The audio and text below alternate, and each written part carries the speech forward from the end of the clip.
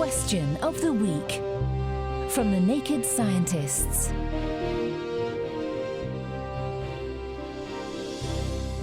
Hello, I'm Phil Sansom, and this week's question from listener Jonathan has really made a splash. I am 6 years old and I have a question. When you stir a bucket of water, I know the water is pushed to the outside. However, why do any particles end up in the centre after the water has finished spinning? I have asked my dad, but he doesn't know. Jonathan, I don't blame your dad for not knowing. The thing that you're describing is actually a thing that confused physicists for ages. They called it the tea leaf paradox because they saw it happening when they stirred their tea. About 150 years ago, they managed to solve it, and now Dan Nyckstrom from Maynooth University is here to solve it again for us. It's all got to do with how the water moves after you stop spinning, and the fact that it's dragging the particles along with it.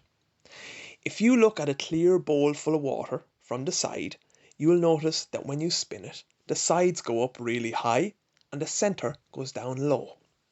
Now this is because the centrifugal force from you stirring pushes the water out towards the edge, and it's pushed upwards when it hits the side of the container.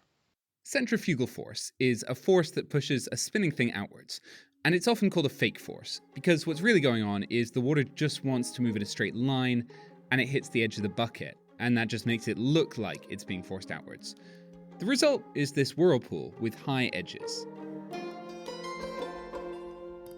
When you stop stirring, the interesting part happens.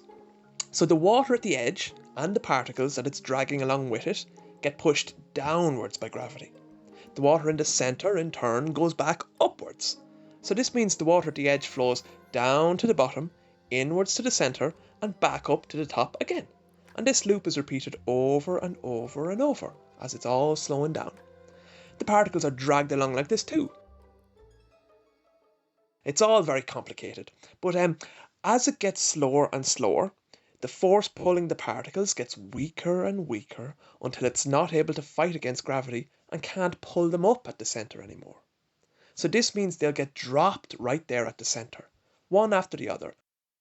I just did this myself in my kitchen to test it out, and Jonathan, you're 100% right. The little bits of schmutz do all end up in the centre, all thanks to this pattern that the water is flowing in. Thanks, Dan Nyckstrom. Next time, we're leaving water behind and talking about an entirely different liquid, thanks to this question from Charlie. Maybe this is just me, but it dawned on me that whenever I have to hold in a pee, the need to go increases exponentially when I know that relief is close. Why is this? Do you know the answer? Don't hold it in. Join the discussion on our forum. That's nakedscientists.com/forum.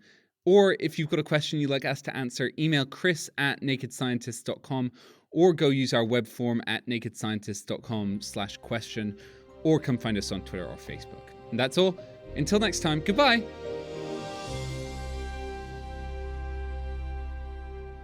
Music in the program is sponsored by Epidemic Sound, perfect music for audio and video productions.